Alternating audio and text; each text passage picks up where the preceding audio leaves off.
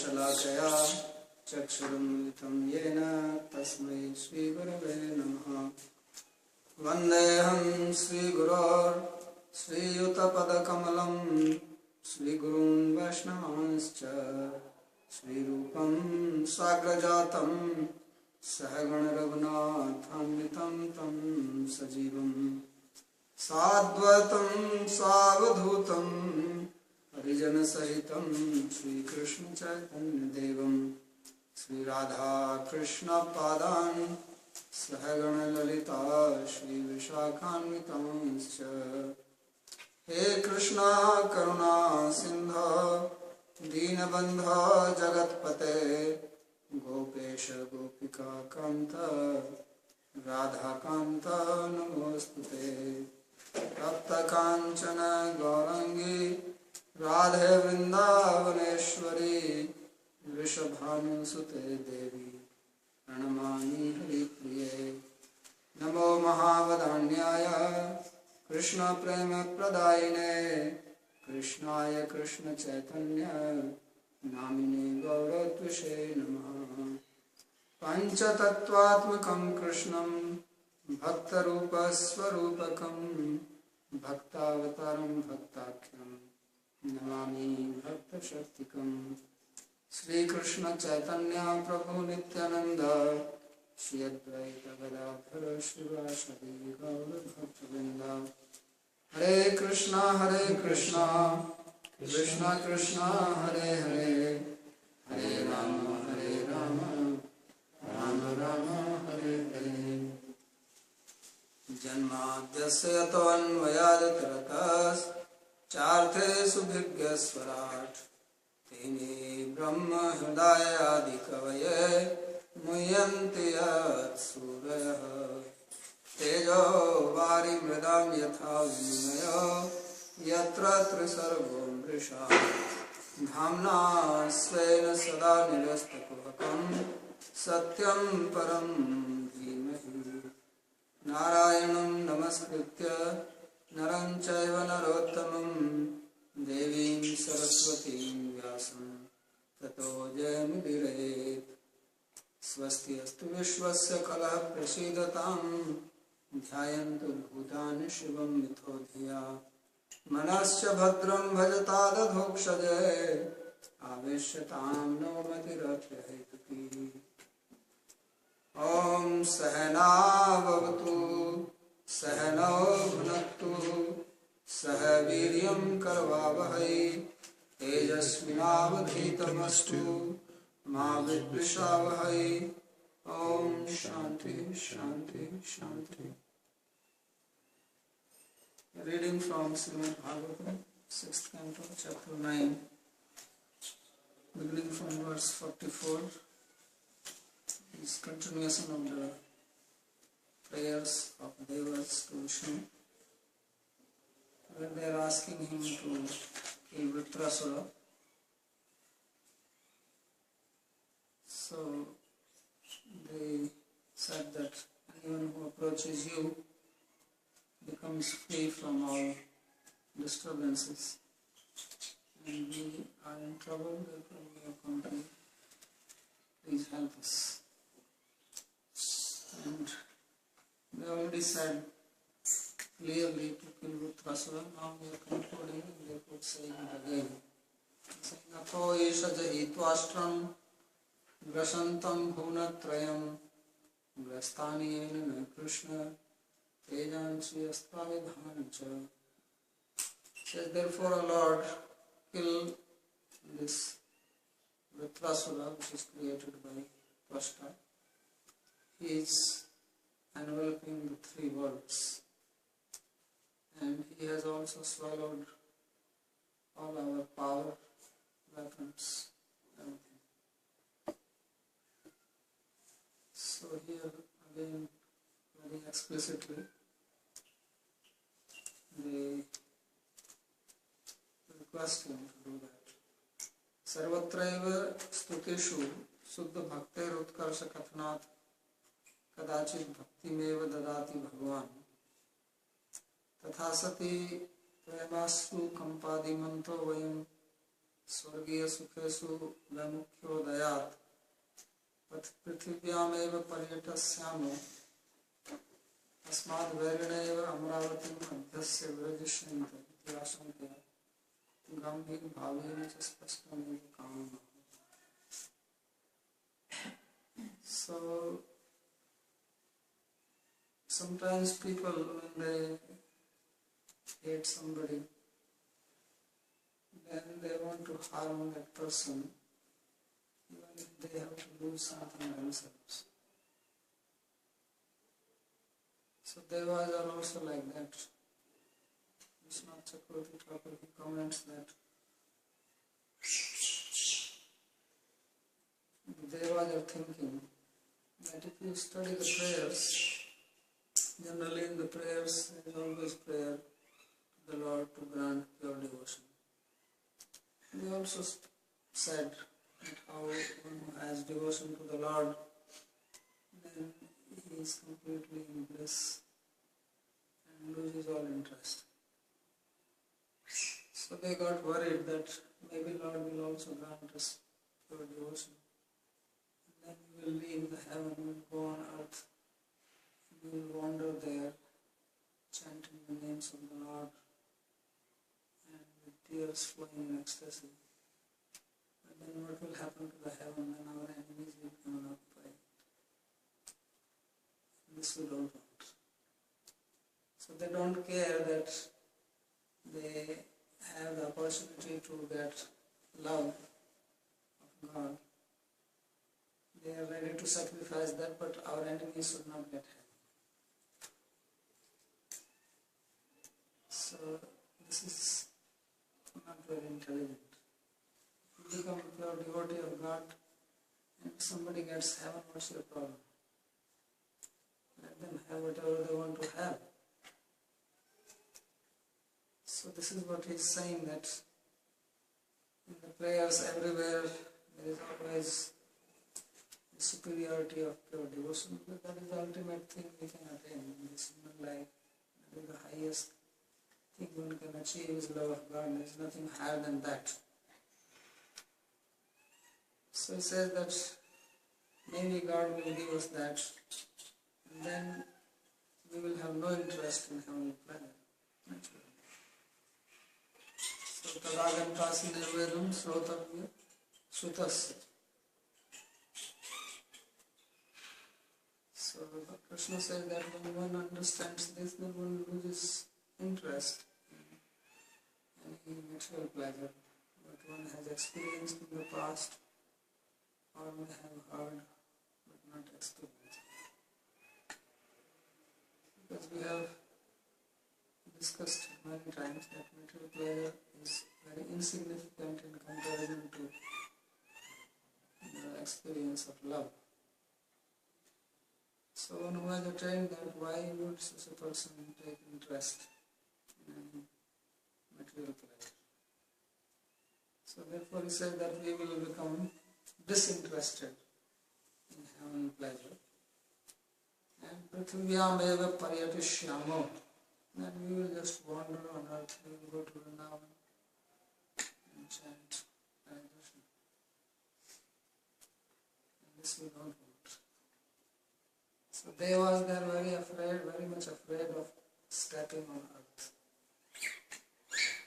And so every time they have these alien stories these days. So the aliens also hang somewhere in the air. So that they are these higher beings, they don't want to step on earth because they are very much afraid of dirtying their feet in the dust. And cats get some bacteria from here and fall sick. So they don't want to come on earth. And heaven is a nice clean place. So then they say that Asmad Varina Eva Amravati Madhyasya Vrajishyante, and our enemies, the Asuras, they will come and live in Amravati, that is the capital city of the Devas. And they will enjoy. This we cannot tolerate. So therefore very seriously or not being very serious about the goal of life, they are saying this. There is a very childish prayer. What they are saying. It's very childish. Anybody who has learned a little bit of philosophy will not pray to God like this. So this actually shows that this is the effect of committing offense. They killed their own teacher, who was renounced. It was said earlier that he was a real life person. They killed him. So naturally, Gauravagya Sruta Shastra, this is Nama Parad, offense against the name. And offense against the name is very powerful. It brings different effect. And one of the effect of Nama Parad that one becomes materialistic. One becomes absorbed in material life. Otherwise, how is it that they are praying to God? In their prayers they did speak about pure devotion. God is standing in front of them, and still they are asking for this stupid thing, kill Vritrasura. We know from the story of Dhruva that when Lord appeared to him, although he was performing tapasya, austerity, to please Lord Vishnu, to get a kingdom better than the kingdom of his father, because his father insulted him. But when he saw the Lord, he was so enchanted by his beauty and love that he did not want this anymore. He says, I don't want. Lord asked him that you ask some boon from me. He says, Varamni Yacha Swami Kritartha. I am just very satisfied by seeing you. I don't take any boon. So even that small boy, he was only 5-year-old, even he refused. Prahlad Maharaj obviously, Narasimha was asking him to take something from me, I'm very pleased with you. So he says that you are my master and your servant, very the person of asking anything, and if I ask something and you give, then it becomes like a business deal.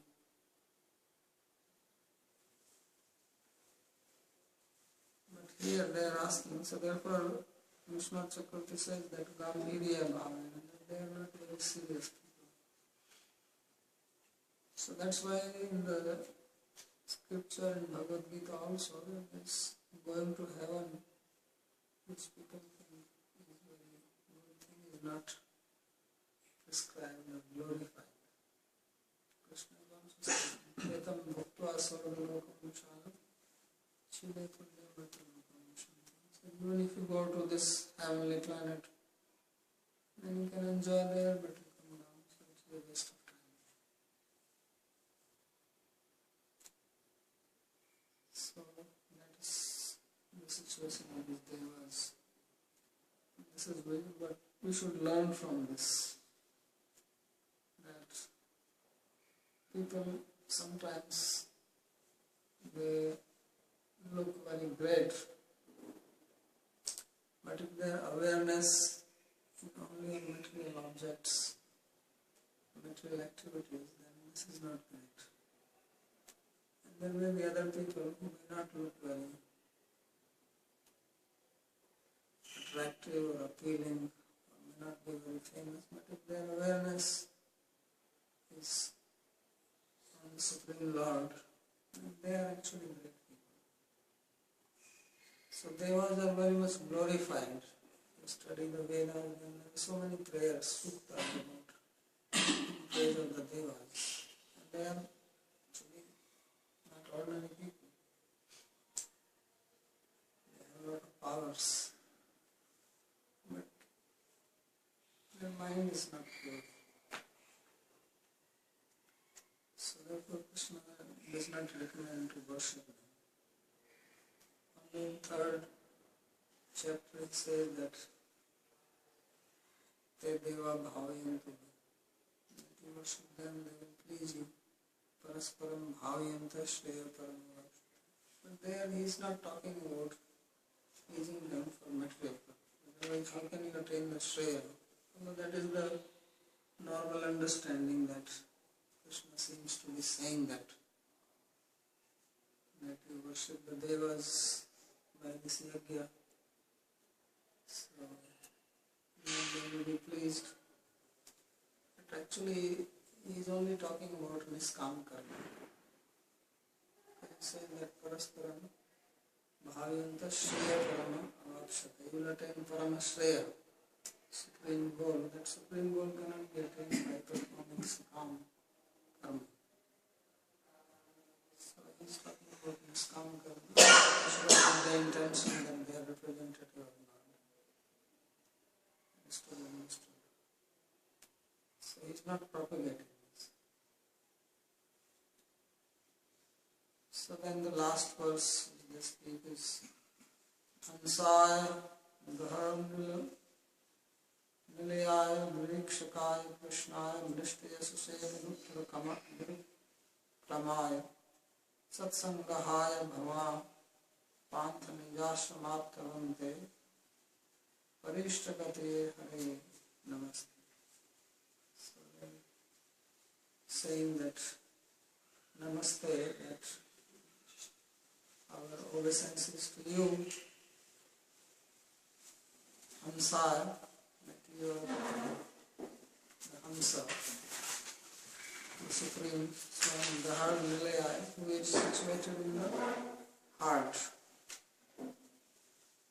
And the Nirikshakaya, who is the witness of all activities.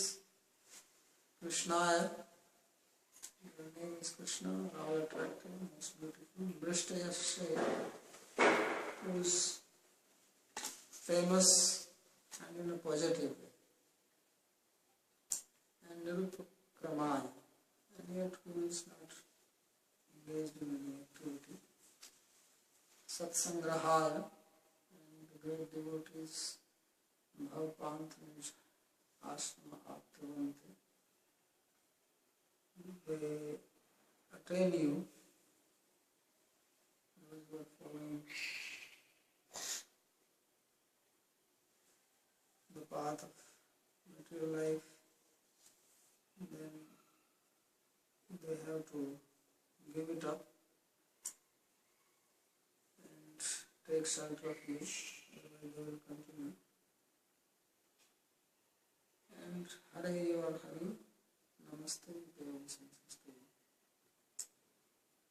so Vishnu Chakrati Thakur, he comments on all these names. He says, Tav Charanayo Patama Shigram Jahiti Vekalyena Sri Krishna Rupinam Tam Sarvamena Swabalishatam Abhi Vyanjanta Pranavanti.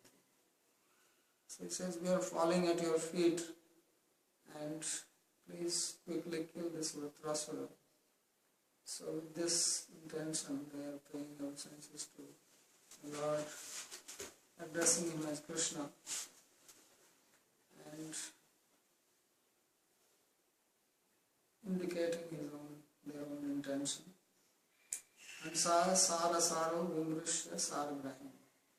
So first they call him as Hamsa, that you are the one who knows what is the essence and what is not.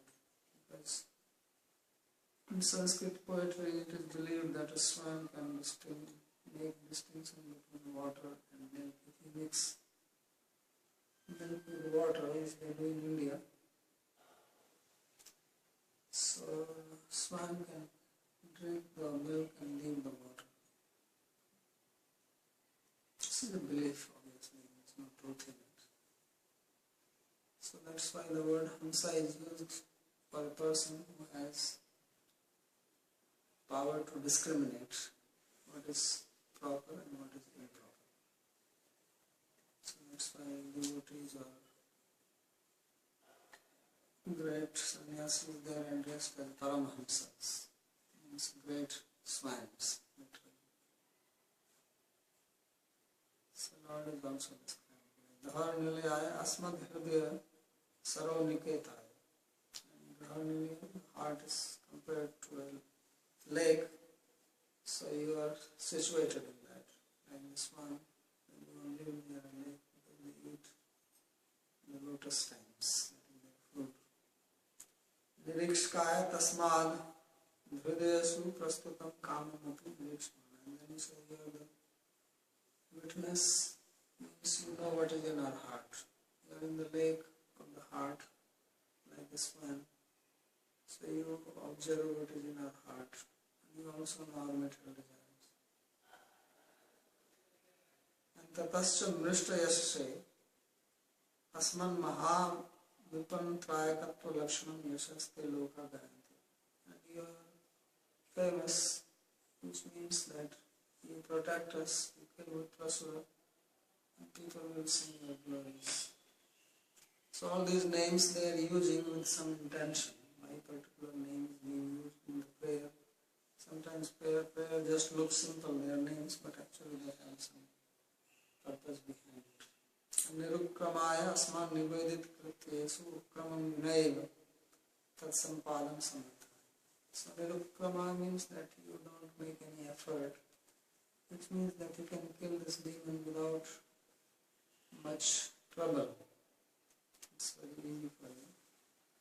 Kintu satam bhaktanameva prayasena api sangraho nacha anya vastunam yasya tasma. So he calls Sat Sangraha. Sat means devotee and Sangraha means collection, that you will collect devotees. That is the only thing you want. And Namo Kinchin Vittaya. Devotees are called Kinchana.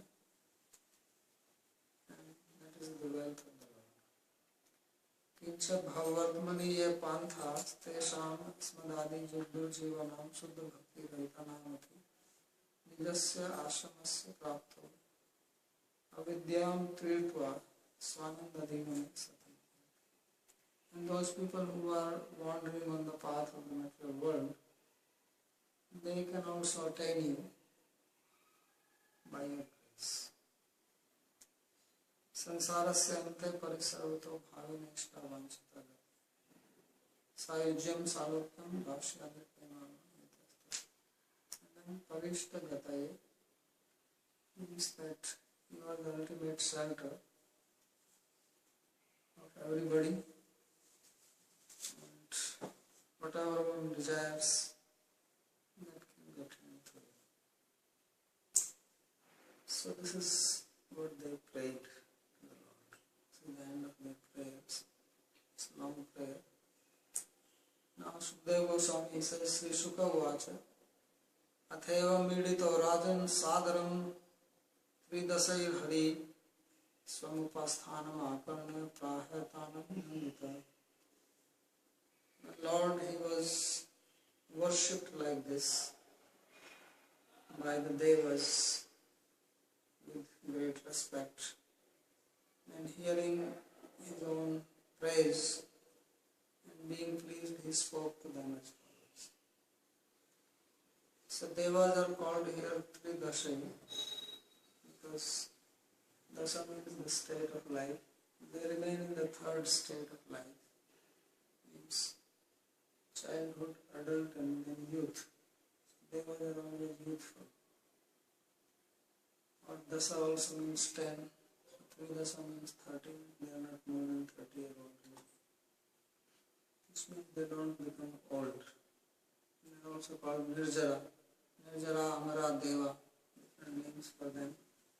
So Jara means old age and Nirjara means no old age. Means they remain ever youthful. And that's why they can enjoy. And this may be also a problem because then they never get the idea of devotion. Because sometimes people become spiritual and they see the old age coming. So they don't have old age. So that's why they are praying only for material benefit.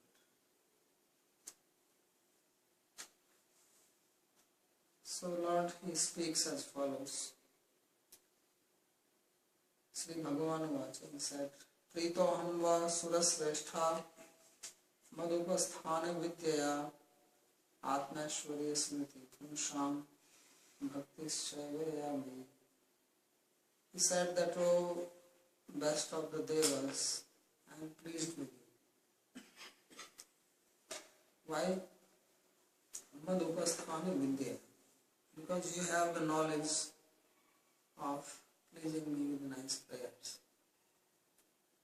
And Atma Aishwarya Smriti Kumsham Bhakti Shayavaya. By this prayer, one can forget oneself and attain devotion.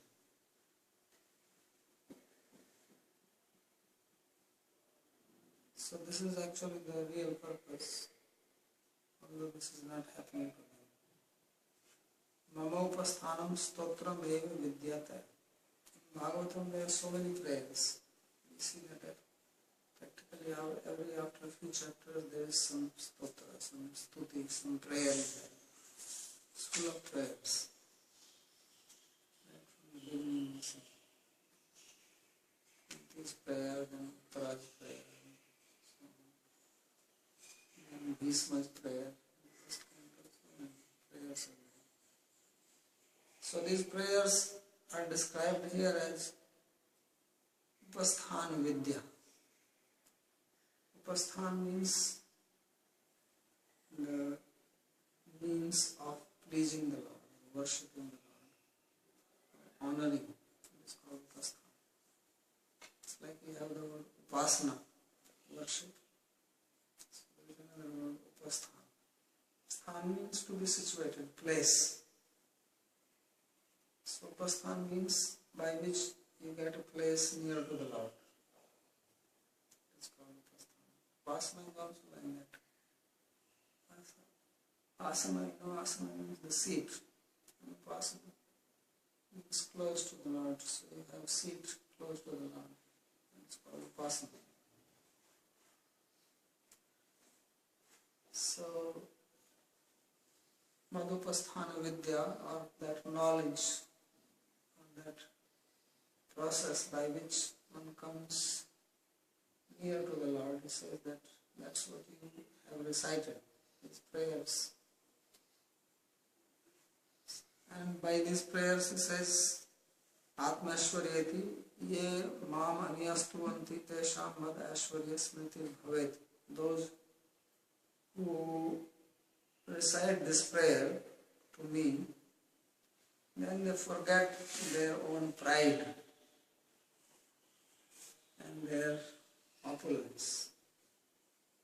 Because people are proud of their knowledge, their wealth, or their relations. So Krishna describes this asuric nature in Bhagavad Gita, Ishvara Anubhogi, Siddhoham Balavan Sukhi, and Ishvara, and powerful and controller and perfect. So I'm happy, Daksha, Daksha Modisha, I will give charity, I will enjoy. So Abhija, Abhijanvan Asmi, I have many relatives, I'm born in a high family. So these are the various types of pride or intoxication. So prayer is not that you just recite it quickly, but prayer means to give importance to the person you are praying to. To recognize the greatness of the Lord and to understand one's own insignificance. That is what you see in these prayers. And that's what we also read.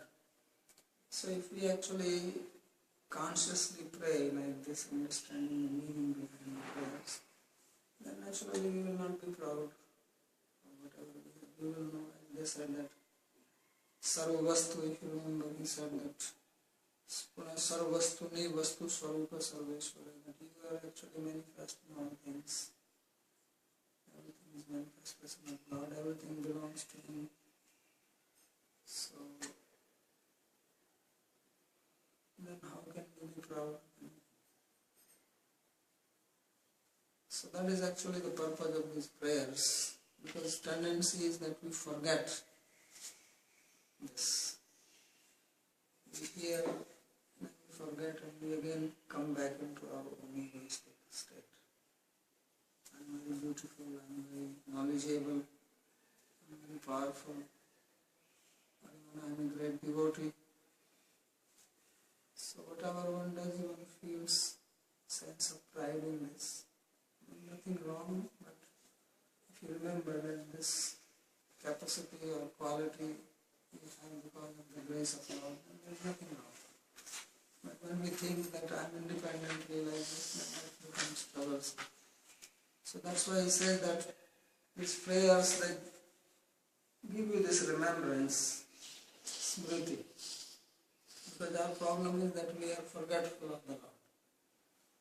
If you remain conscious of the Lord, then that is perfection of life.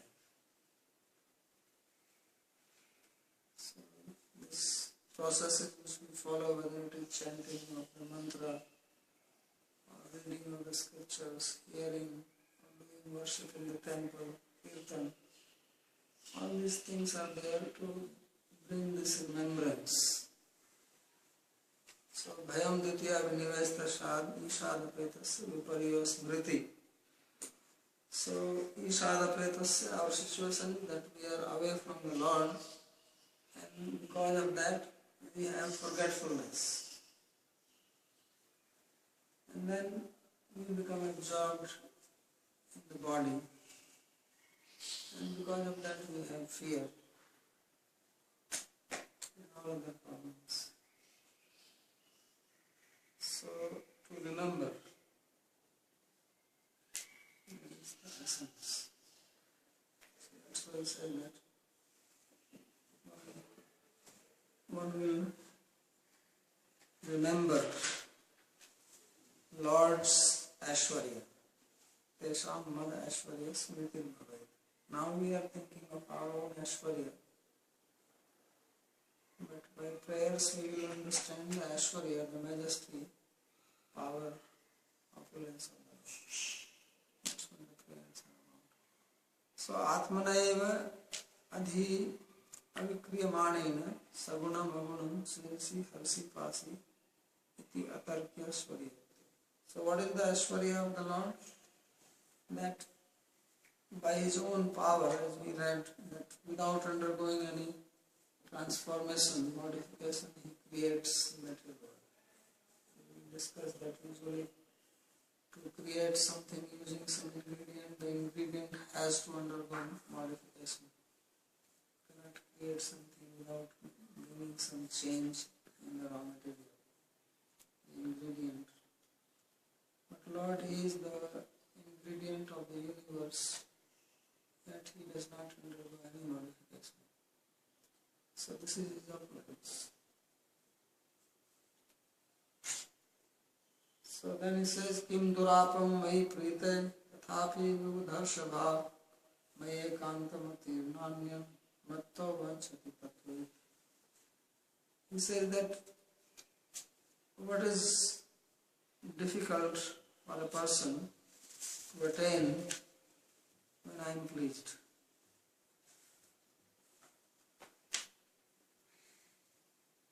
If Lord is pleased, there is nothing which remains unattainable. But he says that those who are my pure devotees, ekanta bhaktas, my ekanta matirnani, they do not desire anything else except me. Because if you go to somebody and you ask something from that person, that means your interest is not in the person, but in what the person has.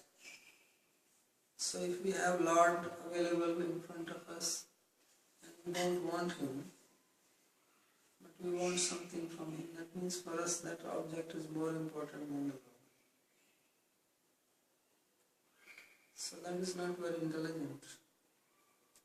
So he says those who are tattvit, or a person who knows the truth, then he does not desire anything else. Why should he desire? If everything belongs to the Lord, aham sarvasya prabho matta sarvam pravartate. So he is the Maheshwara. He is the master, he is the controller, he is the possessor of everything. Then why not have him or be with him instead of acquiring one part? So for that reason, he says that Mai Ekantamati. Ekantamati means whose mind is completely fixed on him. And if our mind is not fixed on the Lord, then it is fixed on something other than Him, which is material. And in case of them, their mind is fixed only on their Amaravati, their goal, how to get it back. They are not interested in the Lord. So they are praying to the Lord so that they can gain something from Him, and then Lord can go wherever He wants to go. So like people do puja here in India, so they make some deity, they worship like Durga Puja for 9 days, then take the Durga and drop him in the ocean. Or do Ganesh Puja and then dump him in some river. Okay, now you go. So that is Sakam Bhakti. That I come to you, I have some purpose to fulfill, and once my purpose is fulfilled, you go your way, I go my way. So that is all right, but not in case of the Lord. So therefore he says that this is what you are doing. So indirectly he is telling them that you people are just foolish, basically. He is not using the word, but this is an implied meaning. So it says, Aho Daurbhagyam Murktache Ismakam. And this is why the commentator is making it clear. He says, indeed, alas, alas, how unfortunate you are, and how foolish you are. Why? Ismakam anaya vidya mam stuttvapi bhaktim na pratyate. That you, after praying me with this stotra, which is so nice, you are not asking for bhakti, for devotion. You are only asking for something temporary. Because how long you will have this stay in heaven? So, in fact, in a way, Lord is not very pleased. Although he said, Pritoham, I am pleased with you. I think he is just speaking formally. It's like you ask somebody, how are you? He said, oh, I am fine. So it's a formal question, formal answer. But if you start speaking with the same person after 5 minutes, he will tell you all his problems. Otherwise he says, I am fine. So that is just formal, standard question, standard answer. But that's not the truth.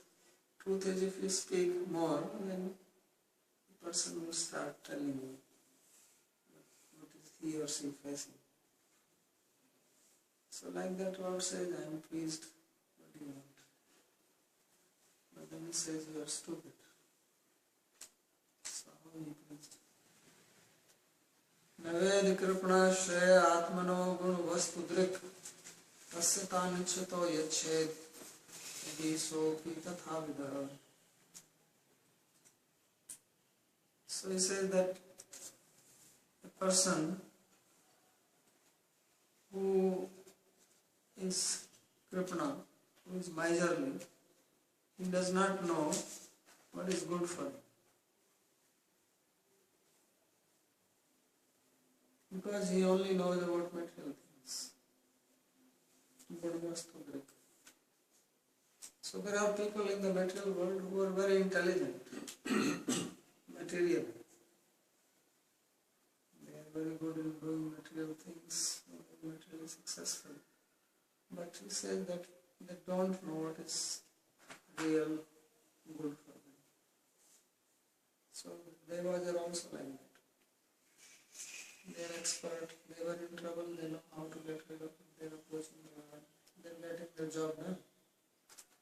So tasya tanichito yached yadhi swapi tatha. He says, but if someone who knows what is real good, and to such a person, another person who does not understand comes and asks for something, then he does not give it unless he is also like that. Unless he also does not understand. So in other words, Lord says that I understand what is good and what is bad. And I know that what you are asking for is not such a great thing. But I will give it over. Although he says that I should not. Because he says that when who knows this does not give. Okay, because if he gives, then he is also in the same category. If someone comes and asks you poison, and you know that poison is not good and you still give, then you are as good as, and if you don't know that this is poison, that is also your ignorance. So he says, Yadapi yuyam murkha. He says, although you are completely foolish, Vishyan avilasanta. Why? Because you are only asking for sense objects. And sense objects are the source of suffering. So in other words, you are asking for suffering. Therefore you are foolish, because only some foolish person will act in a way or ask for something which will make him suffer. No intelligent person will ask knowingly for something which will make him suffer. So he says, you are stupid, foolish. So bhadra bhadram na janitha. Because you don't know what is good for you and what is not good. Tadapi aham tu vigya. But I know I am not ignorant. Tan katham yismu bhyajanam. So how can I give those things to you? Knowingly. It's very difficult. Unless person has some hatred. But if I know that what I am giving to you is not good for you, then why should I give it? Unless I don't like it. And I want to harm you. So Lord therefore says that I know, therefore why shall I give? Nahi mata sutebhya swahastena visham dadati. He says no mother gives poison with her own hand to the son, to her son. How can she do that? So gunan vishyan eva vastu purushartham pashyati tisa. So these materialistic people, they only consider the sense objects or materialistic activities as the goal of life, and therefore they remain absorbed in it. So sometimes they appear to be very sharp-minded, very witty, and very eloquent in talking. But all this is useless if they do not use these qualities for spiritual upliftment.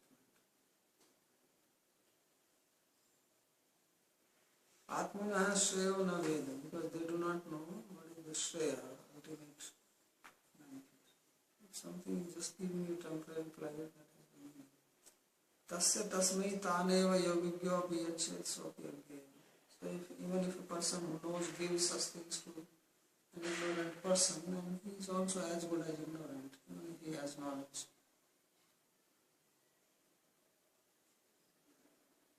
So he says, Swam nishresam vidvan navatyagya karmhi narati rogin upathyam vanchito hi vishaktama.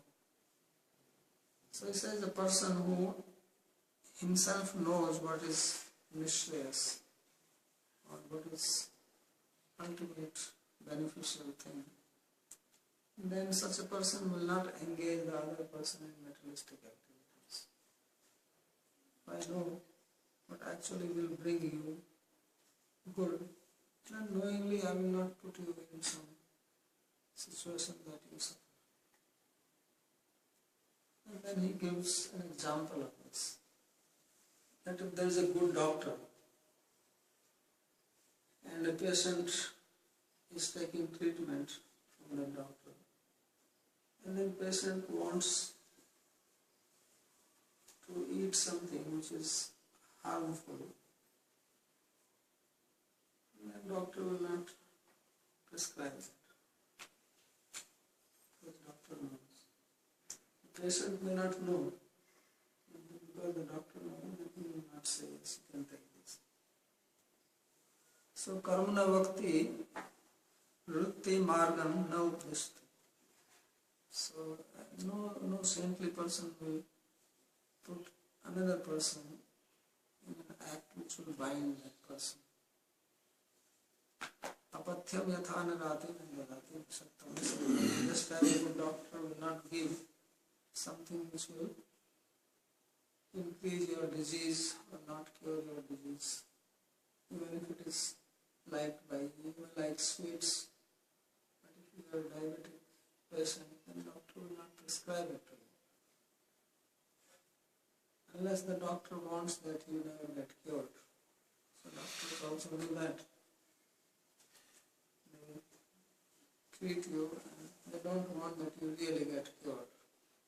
They just want to maintain you as a patient so that they can have their business running. So that of course is not Vishatta. Vishatta means doctor, and Vishatta means the best doctor or the good doctor. So he will not do that. So in other words, again Krishna and Lord Vishnu is saying that you are actually asking me to do something which I know is not good for you. So, but if you are insisting, then have it and suffer. So therefore he says, so he understood when he was talking to all these devatas, they were already knowing, their faces are turning pale, that looks like he's now going to tell, don't worry about Vritrasura, just go to the Himalayas and meditate. So they were not interested in it. So he understood. So he said, Bhagwan yata bhadram to gadhyancha vrishi sattam vidyavrata tapahasam gatram yachata machiram. So he said, O Indra, let there be auspiciousness for you. So you go to Rishi Dadhyam. He is the best of the sages, Rishi Sattama, and you ask for his body, Gatram Yasata Machiram, and his body is very strong because of his knowledge, because of his vrata, following the religious principles, and because of the austerities. So this is the solution he is giving. So you can see the contrast between, says Dadhichi, that is another name for him, and Indra and the Devas. That the Devas are going to ask Dadhichi to give up his bones. For their own benefit. And Dadhichi will do that. So he says, Bhagwan yata bhadram. So therefore he says that he is a rishi, he is the best of sages. Means don't doubt it that he will not give you. Why? Because his life is only to do good to others, to do welfare to others. He lives only for others' sake, not for himself. And then he says that we had very powerful weapons And with those weapons we attacked Vritrasura. And Vritrasura swallowed everything. And now you are saying that you go and get the bones of the sage. And the sages are already like weak looking fellows. They don't eat much, their bones are also not very strong. If you ask for the bone of some wrestler or weightlifter, maybe it is strong. But what is this getting bone of this sage? They are doing tapasya, austerities, fasting. So how their bone will be so strong that we will be able to kill Indra with that. Sorry, Vritrasura. So he says, Vidya Vrata Tapah Saram Gatra. That his body, his bones, they are very strong. The word Saram means essence, and Saram also means drid, very firm. So he says that they are very firm because firmness does not come only from the food, but it is coming because of his vidya, his knowledge. He has Brahma Vidya. It's like we read earlier that when Indra, he had disrespected Brihaspati, then Asuras, they attacked Indra and they defeated him. And then they chose Vishwarupa as their teacher, and Vishwarupa gave them Narayana Kavacha. This Narayana Vidya. And with that they threw away the Asuras. So Narayana Vidya is coming from Vishwarupa. Vishwarupa is not some big wrestler or Hercules and strong one. He was also a sage. But he had the Vidya with which they could defeat the Asuras. So he says like that this Dadhichi Muni, he is so advanced that this Vidya has entered into his bones. So if you become absorbed in chanting or thoughts of the Lord, then the name is everywhere in you. There are examples of some devotees that when they sleep, then still the name is coming from their bones. The sound of the name. I have read some stories like that. Some person was sleeping in the room and happened to sleep in the chair, and at night he heard somebody chanting and he didn't know from where, and he got up, could not find anybody, and then suddenly the sound was coming from the body of the sadhu who was sleeping. So that is the significance that this Vidya has gone inside. Because it says Vidya Vrata Tapa Saram. So their austerity, their principles which they are following, this has percolated into the body, into the bones. Therefore the bones have power. We also read earlier that Narayana Kavacha, that this Gandharva was flying in the aeroplane, and when he crossed over the bones of a sage who had died there, and he had worn Kavacha, he fell down in the aeroplane. It's only because of the bones, there was nothing else. Only his bones were lying. So that means that Narayana Kavacha has gone into his bones. Yeah? That had the power that this Gandharva when he fell down from the plane. The door was open. So he fell off. Along with the plane actually. His plane crashed. So here he says that Dadhichi is also such a person that this Vidya inside his body actually bones, because later on you will say that he make the weapon from Mars. And this weapon is going to kill Vritrasura. Although Indra has a weapon called Vajra. And Krishna said that I am the weapons, I am Vajra. I Dhanam Vajra. So it's a very powerful weapon. In that Vajra he was breaking the mountain peaks. So strong. But even that Vajra could not do anything to Vritrasura. And now his bones will do that. So we'll stop here. There's a few more verses in this chapter. Do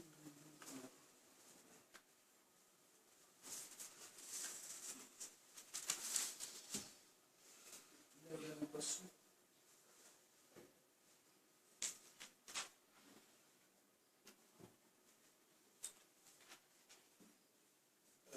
So most of the people of the world pray to God for something and not to their God. So that sarkam intention,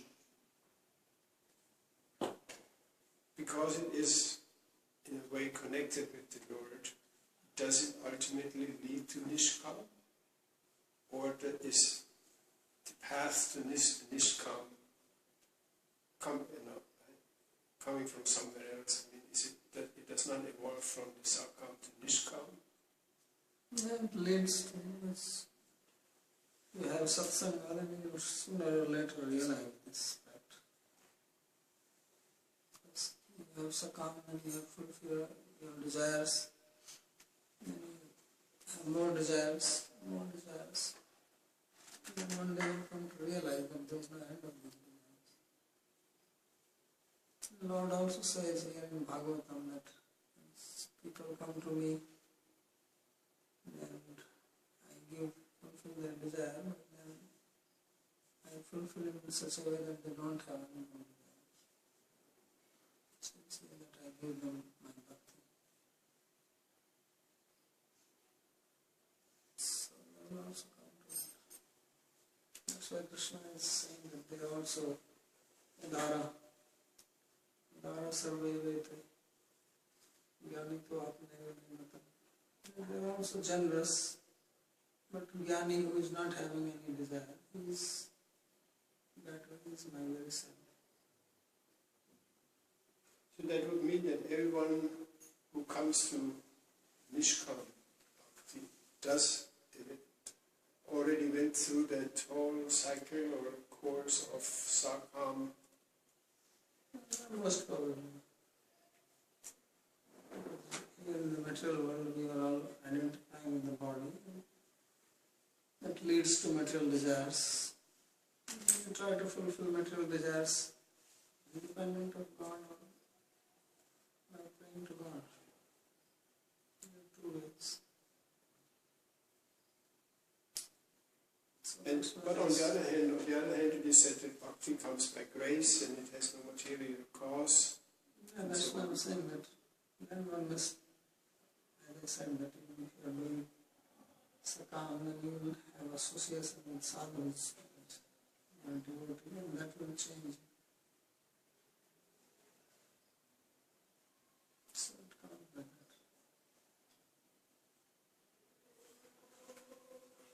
that. It's, to me, not quite clear, because, so now, in case you don't get the sadhusanga, you keep on desiring, approaching the Lord to fulfill your desires infinitely.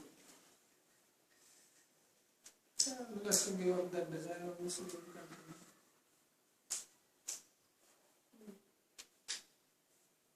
Since you are devoted to God, it is not that you just approach, there is nothing else you do. It's very rare that a person goes to a temple only for asking something and doesn't hear anything else. So usually there is always some discourse or something is there. definitely